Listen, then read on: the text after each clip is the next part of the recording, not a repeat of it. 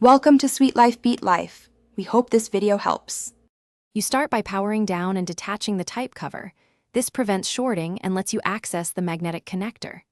Visually inspect the pogo pins and screen edge for dirt or bends. Dust blocks contact.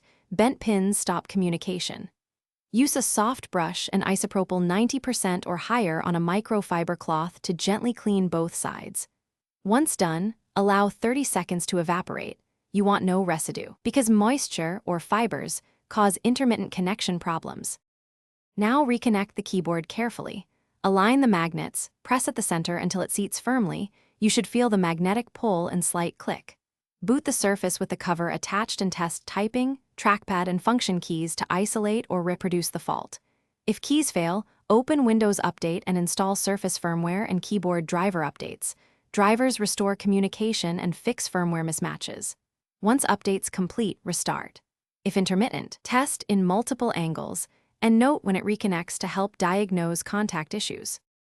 For persistent failures, inspect pogo pins closely and, if bent, very gently straighten using a plastic spudger.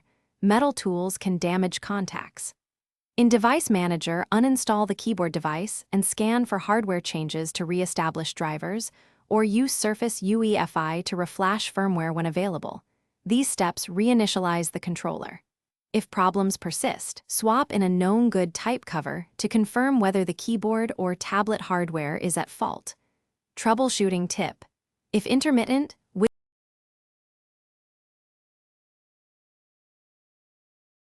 Thanks for watching. Consider subscribing if we helped you.